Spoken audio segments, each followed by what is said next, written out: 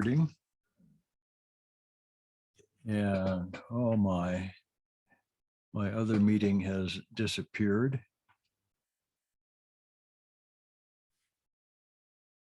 So here we are recording session number 4 of Biblical Backgrounds. I'm Dr. John McMath. I'm joined by friends in Italy and the Philippines this morning, or this evening, or whatever it happens to be. And as usual, I'm fighting with my computer system, which seems to want to be difficult for me. I have to have this other thing up so that I can tell what I'm doing. Okay, there we go. This evening, we're going to go a little deeper into Abraham in Mesopotamia. We want to try to understand some of the background of the place so that we can understand what Abraham is saved from. When we talk about Abraham, the key biblical concept with Abraham is justification by faith. So Abraham is a saved man because God reached down and took him by the hand, took him out of Ur of the Chaldees and brought him into the promised land. Abraham walked with God because God chose to walk with him. And so this relationship to God is the key thing. And when we're doing the biblical study, when we're exegeting the scriptures, we're really looking at that story.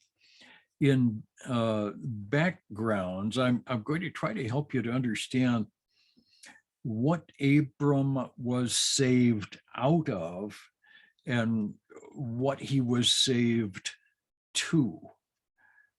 Because in every case, that's we're leaving something and we're going somewhere else. And Abram's journey is an epic thing. It's really rather remarkable on a lot of different levels. On one of the most important levels, Abraham is a part of a vast people movement that happened at about his time in history. He's not just one man with a camel that is a wife and a nephew heading off toward new places. That adventure would be interesting in its own right. But rather, Abraham is a part of something really vast. And that's what we're going to talk about this shot. Let me share the screen again. I should have a shareable screen. So this is where we started, Abraham's Mesopotamia. We're going to be looking at the patriarchs, Abraham, Isaac, Jacob, and we may get as far as Joseph. I don't know. We won't spend a lot of time with Joseph today, I don't think. But we will get into Joseph's Egypt in one of our sessions. I think by next week we'll be there. You'll notice in this photograph that most of the background looks like bricks, and it is. Mesopotamia is a civilization built of mud. The mud brick is the basic building material of all of the ancient stuff. It wasn't until what in the rest of the Middle East we call the Iron Age, around 1000 BC or so, that the Mesopotamians learned how to take clay from the riverbank and bake it in an oven. The fired clay bricks are a whole lot harder than mud bricks. Mud bricks are pretty good as long as you keep them dry. But if a mud brick gets wet, if the rain comes, a mud brick will just dissolve. So it doesn't make a very good building material for anything that you're going to keep for a while. The bricks that we mostly find And the very ancient levels of Mesopotamia are all mud bricks. So the Tower of Babel was probably made from mud bricks, which would be sad, not a good thing. Most of the ziggurats, the temple towers that we find in Mesopotamia today, are made much later. They're from the time of Nebuchadnezzar or so. And those are made from fired bricks, hard, molded, baked bricks. Okay, let's look a little bit at the chronology of this time, actually more than I want to, but we're going to try to do this. Chronology forms the framework for understanding the events of history. It's the structural thing that we hang everything on. So I've drawn a line here. I've started just before 3000 BC, and I've gone down to about 1000 BC. So a 2000-year period here. The Bible puts Abraham in the middle third of this timeline. So we're going to put some stuff overall on this timeline. The first thing to understand is some Egyptian stuff. So I'm going to add a whole bunch of data points. These are Egyptian events. Prior to probably 3100 BC is what we call pre-dynastic Egypt. There were kings, but they were local, and we know very little about them. Egypt went back and forth into and out of unity, but generally speaking, Egypt was a pretty stable place. The earliest dynasties begin around 3000 BC. And I find it fascinating that some of the biggest of the pyramids date to that early dynastic period, even before the Old Kingdom comes up. From around 2700 to around 2200 is what is usually called Old Kingdom Egypt. And there's a sequence of kings there who are relatively well known. Their dates are not too hard to figure out. And we actually know a little bit about many of them. There was an Egyptian monk during the Christian era in Alexandria who actually compiled all of the records of ancient Egypt that he could come up with. His name was Manetho, and the Manetho record is probably not entirely correct, but it's about the most accurate chronology for the ancient world that we have. So we do use Manetho for just about everything. The Old Kingdom lasted until roughly 2200 BC. It was followed by a time of instability and a time of difficulty between about 2200 and about 2050 BC. That also is the time that is the boundary between what archaeologists call the early Bronze Age and the Middle Bronze Age. Something really spectacular, something big happened to the world in the years between 2200 and around 2000 BC. Something revolutionary was going on in the world. And it turns out that this is exactly where Abraham fits. The farther we go back into the ancient world, the less certain the chronology. And so it would be a mistake for any of us to be too ironclad. The Bible provides us with dates, but there are some textual problems that make even the biblical dates somewhat questionable. What I'm going to give you here today is the best guesses by evangelical conservative scholars. And we're going to find that conservatives disagree about some things. So first intermediate, 2200 or around 2050.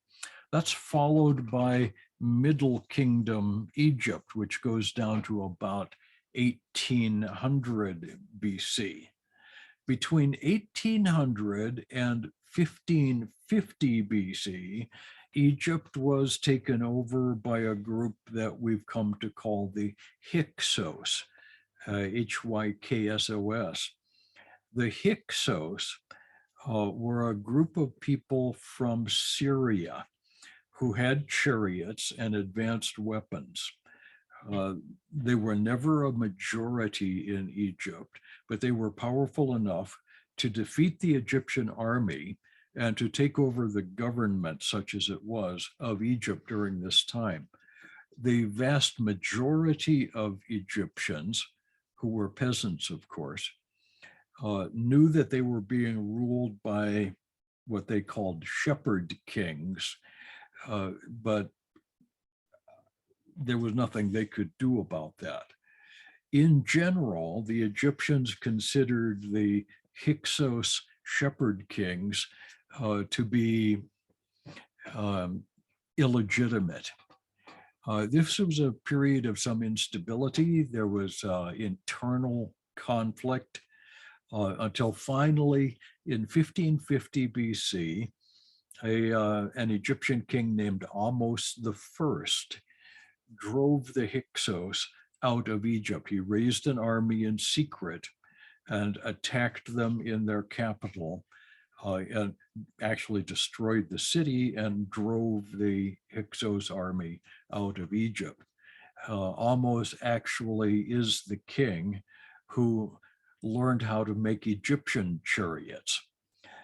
So chariot warfare is a really, really important part of the ancient world, and the Hyksos were the masters of that. They probably learned it in turn from a group in Asia Minor that we call the Hittites. The Hittites may have invented the technology, but at any rate, it couldn't be kept secret. Once the chariots got out on the battlefield, other nations recognized that they'd met up with something unique and dangerous. And the chariot became the great equalizer on the battlefield. It was a way of moving firepower around very quickly. The Hyksos used that to conquer Egypt. And in turn, the Hyksos were defeated by an army that had learned to make chariots. Later on, I'll talk a lot more about the chariots and how they work and how genuinely complex they were. We can think of the chariot as the ancient Near Eastern version of the main battle tank, or if you like the analogy, the fighter plane. And a chariot army would be the equivalent of a naval battle group with aircraft carrier and a bunch of other stuff. Very expensive, very high tech, the sort of thing that only a great nation can put out into the world. Anyway, 1550 marks the time that Egypt became a world power. From 1550 until about 1000 BC, a good 500 years, is a period we call the New Kingdom in Egypt and the Pax Egyptica, the Egyptian peace. From about 1550 until about 1000 BC, Egypt was the biggest of the great powers in the ancient world, and they made their place in the world.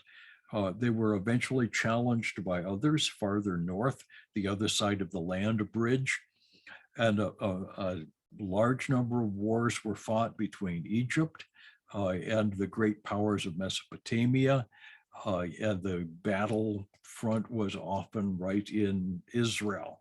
But for most of this period, Egypt was the great power, and peace prevailed on the world stage. Now, all of that is background. Against this background, we're going to see the chronology of Israel.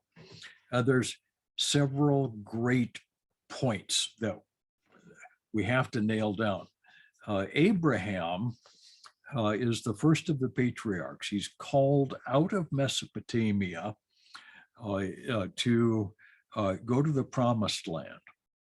And we know we have Abraham and Isaac and Jacob. And finally, Jacob's son Joseph, around 1900 BC, goes down into Egypt, where eventually he becomes the second in command, the vizier of Egypt, and Jacob and his family is invited to join him. So there is a point here during the life of Joseph, around 1876 BC, when Jacob came down with 83 people, and the nation of Israel began living in Egypt. 430 years later, the people of Israel, having survived through the Hyksos period, and now a part of the hated shepherd people group, the Syrian people group, now the people of Israel are going to experience the Exodus. The date of the Exodus is one of the most argued about dates in the Old Testament. And on the date of the Exodus, everything else depends. There's a huge amount of debate. Now, of course, the non-Christians don't believe any of this ever happened, and their opinions are irrelevant. But among conservative scholars, people who believe that these events are really historical, that real people in real places really did all of this, there are disagreements about specifics. I'm going to show you three chronologies that are commonly discussed. The first is what I'm going to call the Late Chronology. You'll note at the right-hand end of this, the Exodus is put about 1290 BC, which would get Israel into the land around 1250 BC. This position is held by some fairly important people. The author of the Moody Bible Atlas, Barry Beitzel, who is a very good guy, holds to this late chronology. And he would put the birth of Abraham at around 1950 BC. And so his entire chronology, his entire timeline is late. That, of course, puts Joseph in Egypt during the Second Intermediate Period and the time of the Hyksos. That's a fairly widely held position among some conservatives. There is another position that's held by a group to include Kenneth Kitchen and Dr. Mitchell from the seminary in California, who hold that Abram was born around 2000 BC and the Exodus takes place around 1280 BC. Oh, I'm sorry. The late event, actually Beitzel holds to a 1445 Exodus. And Kitchen holds to a little earlier Abraham and quite a bit later Exodus. The third position is called the Early Chronology, and it puts Abraham at a birth date of 2166 BC. If Abraham was born in 2166, that puts Joseph into Egypt at about 1900 BC, and it puts the timeline for Jacob at arriving in Egypt at about 1876 BC. The book of Joshua, chapter 12 of Joshua, no, book of Exodus, chapter 12, tells us that the Exodus happened in the 430th year since Jacob went down into Egypt. So the 430 years for the time of the sojourn is given to us in Exodus and then again in the New Testament, complete with textual problems. But 430 years takes us down to an Exodus date of 1446 or 45 BC. From the Exodus until Solomon's temple is dedicated is another 480 years. We have good numbers for Solomon. So working back from Solomon, we also get 1446 or 45 BC. The early chronology is the chronology held by the most conservative scholars. Those of us who believe that the Bible ought to be taken at face value unless it seems completely wrong. So Abraham 2166 and the Exodus at 1446 BC, with Joseph arriving in Egypt prior to the Hyksos period. That would mean that in Exodus, the king who didn't know Joseph would have been probably almost the first. He was a king of the Egyptian New Kingdom who hated the Hyksos and had just driven them out, who didn't remember Joseph. Okay, that's a whole lot of chronology. It's probably more chronology than we really need. And I recognize it doesn't work terribly well on Zoom.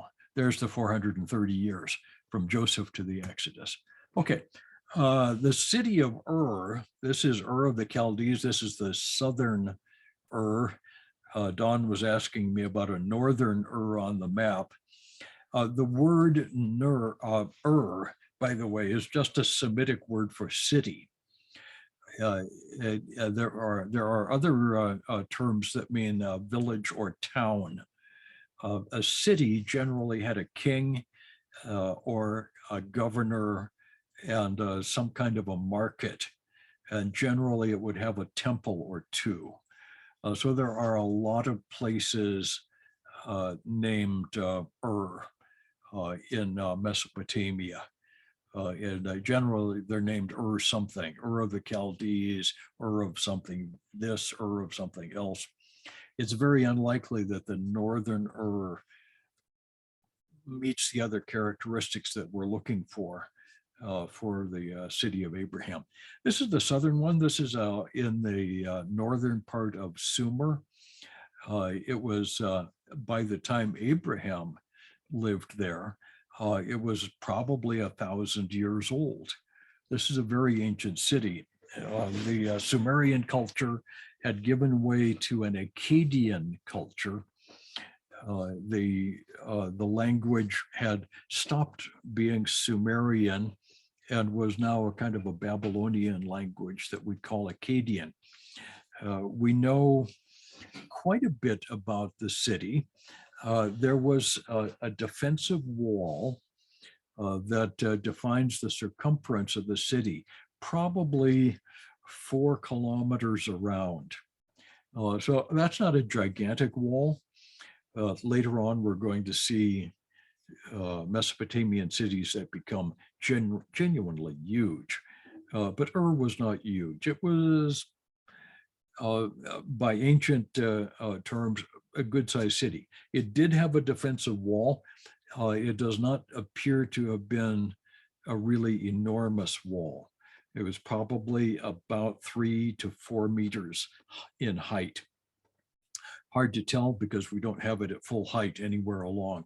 But looking at the foundations, it would appear that this was maybe 3 or 4 meters high enough to keep animals out, high enough to provide a fighting position if an enemy arrived, and there were enemies. So we do know that a defensive wall was necessary. The ziggurat, these bricks that you see here are not part of the outer defensive wall, but a part of the ziggurat of Ur. This particular ziggurat was dedicated to a god named Ur-Nammu. Ur-Nammu simply means the city of the god Nammu, but Ur-Nammu is the name of the ziggurat. The chief deity of this city seems to have been the moon god named Nanna, Nanna. There are a variety of names for the moon god in the ancient world. Just about everybody worshipped the moon. The moon ruled the darkness. It was there in the sky. It had to be properly kept happy or bad things would happen. There was a lot of magic associated with the moon worship. Moon worship tends to be a consistent pattern in the ancient world. There were some cities whose chief god was the moon. And it's interesting how much that is true for Abraham. So Ur of the Chaldees was a city dedicated to moon worship. Later on, when Abram is called, he's going to end up staying for a while in Haran, in the northern part of the Tigris-Euphrates Valley, up next to the mountains of Turkey. Haran is also a city that was dedicated to the worship of the moon. Abram's father was named Terah, which is actually a participle from the name of the moon god in Haran, which was Yereach. When Abraham came through Canaan, he would have passed by another city that was dedicated to the worship of the moon, namely Jericho, which is Jericho, same name as the moon god in Haran. Interestingly, Jericho is one of only 3 cities in Canaan that was destroyed by Joshua. All of those 3 cities have some connection to moon worship. It's a fascinating thing, but anyway, we'll get back to that. The streets in Ur were haphazard by Western standards. We don't really see straight streets with some kind of a organized urban pattern until the Greeks. Alexander the Great insisted that cities be organized with one long street just going north and south, and another long street just going east and west, and blocks laid out with houses on them. He thought that was more efficient, and he was right. The houses were laid out in what we would think of as a haphazard style, but the individual houses were remarkably uniform.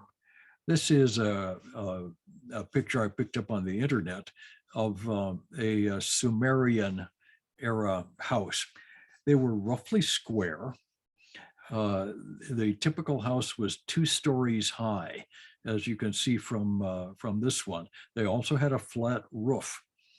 The center was empty and open to the sky. It was a courtyard, very, very similar to Italian houses from 100 years ago. Some of you in Italy know the the SEE Center in Pordenone, actually San Lorenzo. And that thing is a series of buildings built around a central courtyard. Very similar. There's an entrance on the street, no sidewalk, just street going past. Here's the main door, and in you walk. The lower area was more or less public. If there was a shop of some kind, the family would run that on the main floor, and visitors were allowed into the main area and into the central courtyard. The upper floor was the family area, and that was kept more private. The walls were made of mud brick. They were covered with stucco, kind of plaster. Most of them that we've been able to excavate were whitewashed, a kind of a white oxide mixed with water is splashed over the plaster, and it's a relatively permanent color.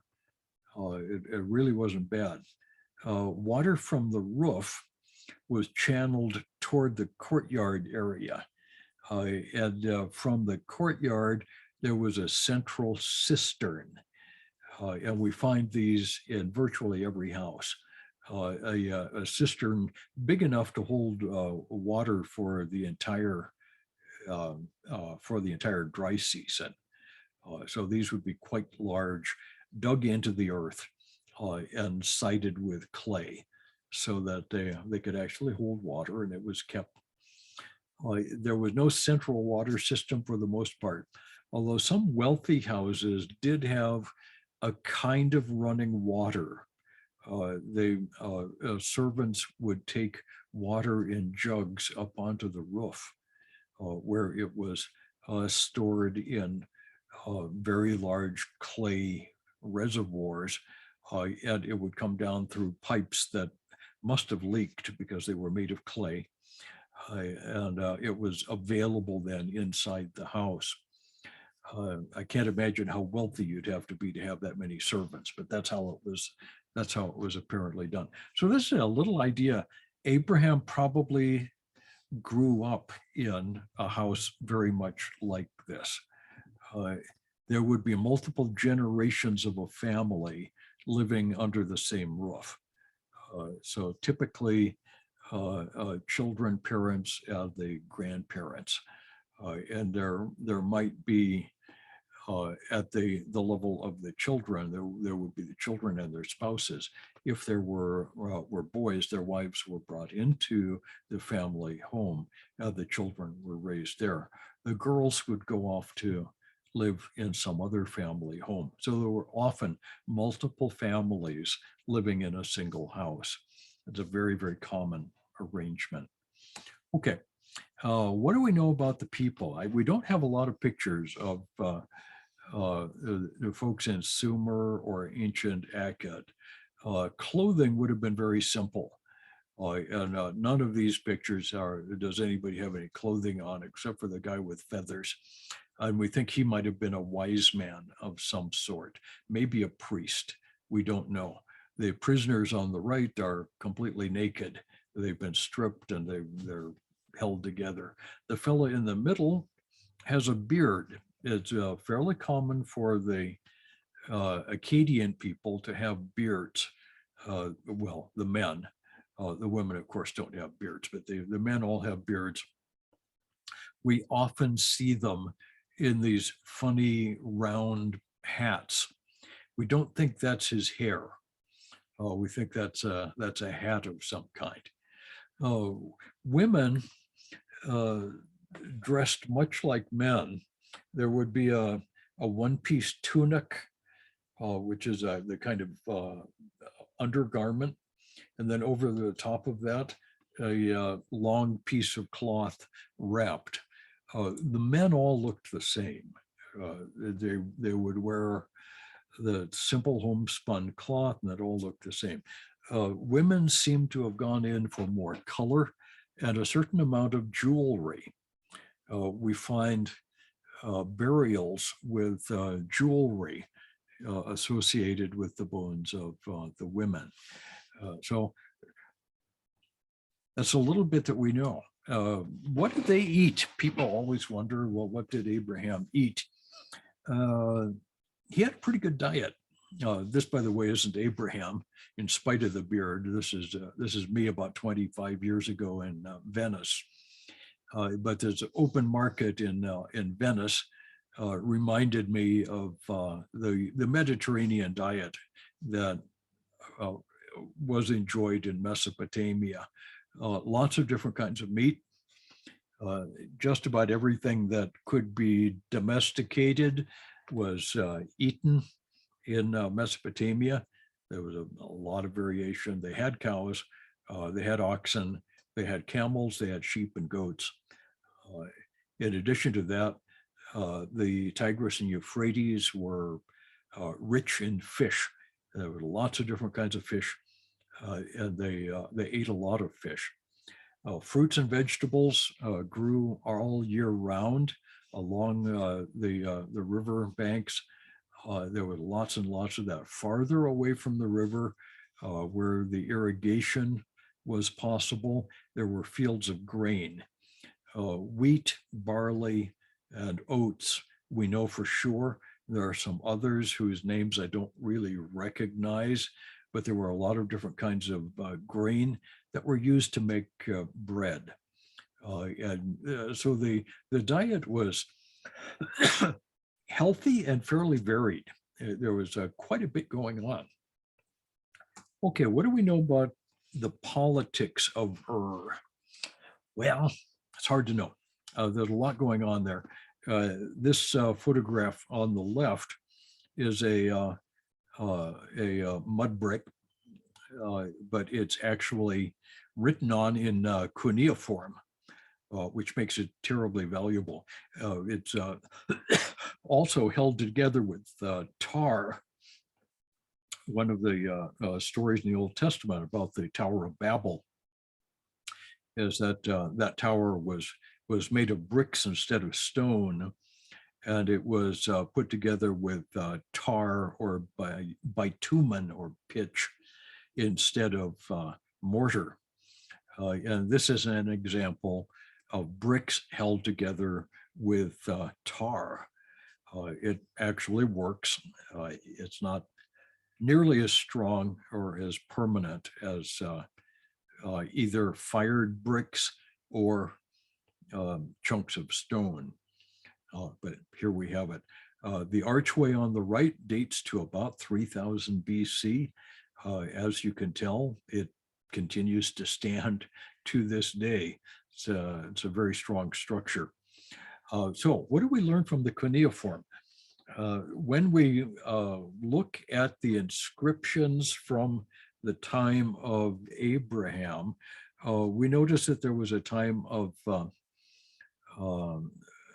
tremendous upheaval from about 2200 BC to about 2000, a time of tremendous upheaval. The third dynasty of Ur, what we call Ur III, probably fell completely in 2004 BC, but there was a period of instability before that. So that would have been right during the patriarchal period. This chaos in Ur led to a kind of a chaos all through the region that resulted in numerous small states, city-states, vying for power with one another. So there were small wars going on virtually every place. It's at this time that a group of people show up in our literature called the Amorites. The Amorites were apparently nomads who came out of the areas to the east, out of the steppes, out of Persia, perhaps, out of Scythia. We don't know where they originally came from, but we begin seeing them in the written documents around 2000, 2100 BC. The term Amorite is Amuru, and it means people who are going west. And so they came out of the east. They slowed down. Some of them perhaps settled for a while in Mesopotamia. In the Old Testament, Abraham is called an Amorite or an Aramean, a wandering Aramean. And the terms mean the same. Later on, we're going to get the Arameans who show up in Damascus, same people group. Amorite and Aramean are the same people group. They spoke a Semitic language, which had to have been similar to the language of Akkad. It had to have been similar to the languages of Canaan, because everyone was able to get along. The Amorite migration marks the end of the early Bronze Age and the beginnings of the Middle Bronze Age. In the Middle Bronze Age, the ancient world is going to begin being characterized by several distinctives. One, we see considerably less international trade. We can tell what everybody was trading with everybody else by looking at the pottery and what it likely contained. So during the early Bronze Age, we find the whole Middle East was trading.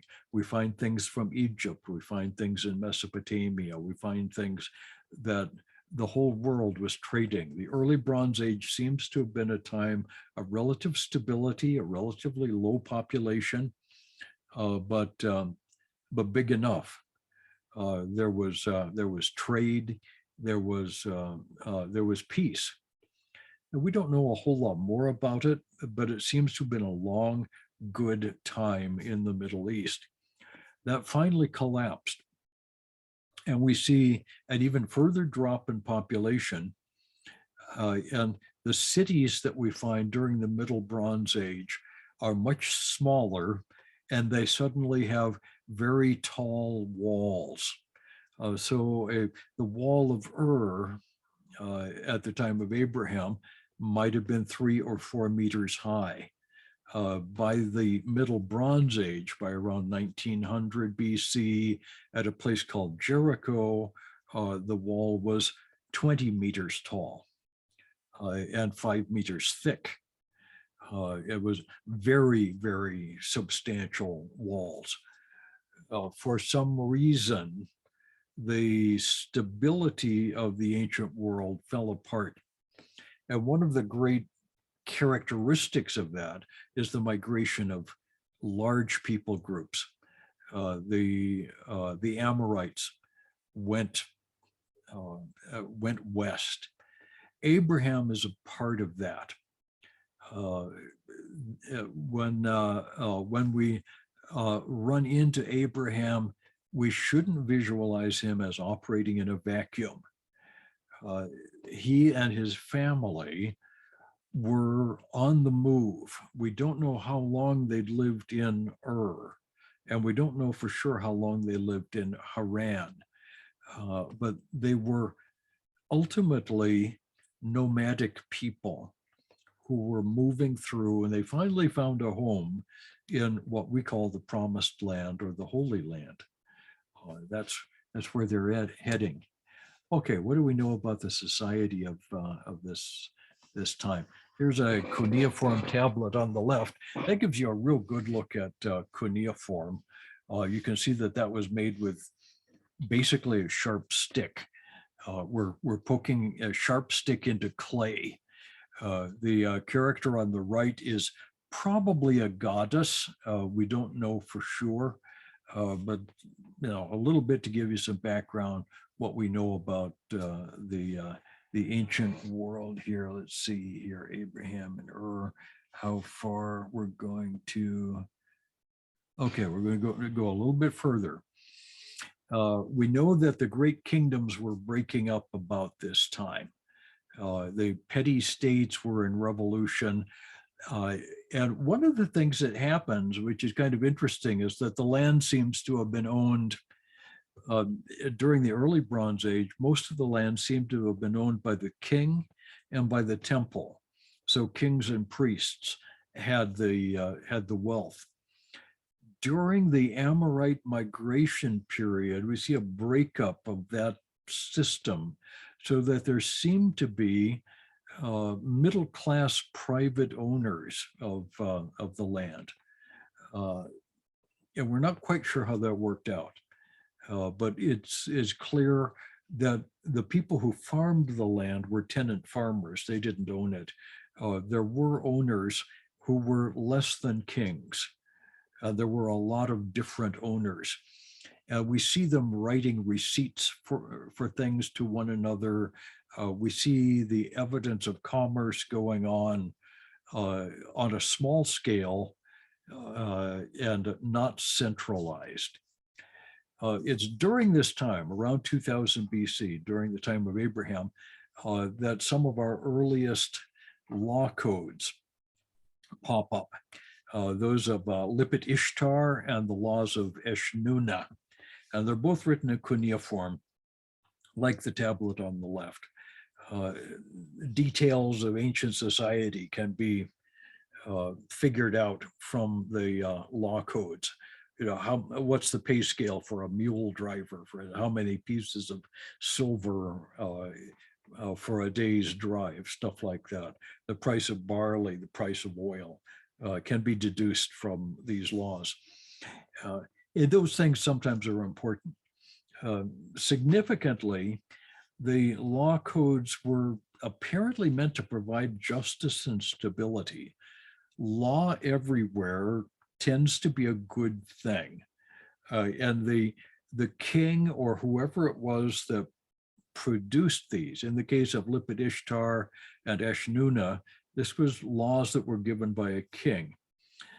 They were meant to provide justice and stability, but they don't appear to derive from any centralized principles. Here's what I mean by that. In the Old Testament, there are 640 biblical laws. Some of them are religious laws, some of them are civil laws, but all of them are derived from the 10 great laws, the 10 commandments.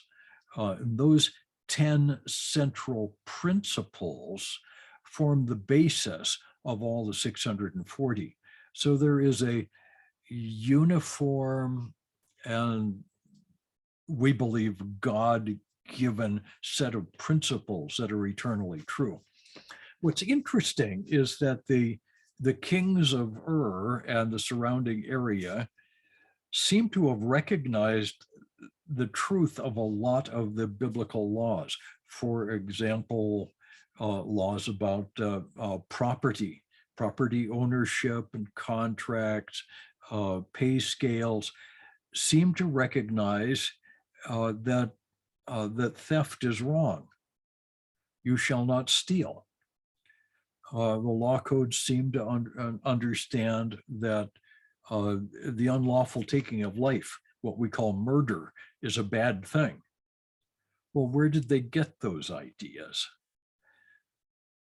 The simple answer is we don't know for sure, but this seems to go way, way, way back. The central ideas are never stated. They come out essentially arbitrary on the part of the respective kings. But there's something important going on in the laws that is reflective of an original creation. Okay. Religion at the time of Abraham. So we know rather a lot about that. Most of the written material, like the cuneiform on the left, and most of the art that we have from the ancient world began life as part of the religious cult. By 3000 BC, when they began writing about it, the Mesopotamians had invented at least 4,000 different gods. Hundreds might be worshipped in any one given city. Every city had one chief god. The chief god of all of the Mesopotamians was a character by the name of Anu, A-N-U, sometimes just A-N, On. And technically, he was the chief god for everybody. He was the god of the sky. It's almost universal in amongst primitive people that there was a worship of the god who lives in the sky. And this sky god has all different kinds of names. It doesn't have a lot of consistency, but just about everybody believes there is a sky god who created all of the other gods. And if you ask primitive people, who are your gods, they may give you a list of several dozen or 100. But if you ask who created your gods, you'll get a very common reaction. It's the god of the sky, the one god. And in Mesopotamia, that was Anu. By Abraham's time, Anu had been pretty much replaced by his son, a character by the name of Enlil, which means the Lord of the earth. Now, the king of this world, of course, we know as Satan. Enlil does not seem to have been a very nice god. Is he Satan himself? Well, that's for another scholar to tell you. We've got another son of Anu by his wife.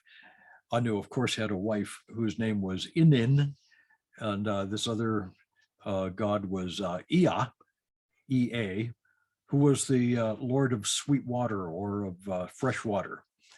One of the important sons of Enlil was another god named Nana, who was also called Sin, S-I-N, who is the moon god.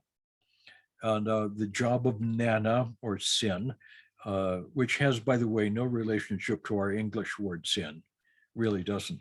It does have a relationship to the word Sinai. So when they went into the Sinai Peninsula, that was a place that was governed by the moon god. Okay. Anyway, same character. So we've got Nana or Sin, whose job include watching over the darkness, reading the future. And the cousin of Nana is another famous god by the name of Marduk, who is the god of the sun. So you've got Marduk and Nana for the sun and the moon, who are in turn the sons of Enlil, who is the son of On. Then it gets more and more complicated from there. But those tend to be the major gods. The Marduk is going to turn out to be the chief god by some time later. Most of the wives of the various gods had no particular function, with the exception of Ishtar, who is the daughter of Nana or Sin. And Ishtar married another god by the name of Shamash. Ishtar was the goddess of war and human sexuality. And I put an exclamation point in my notes here.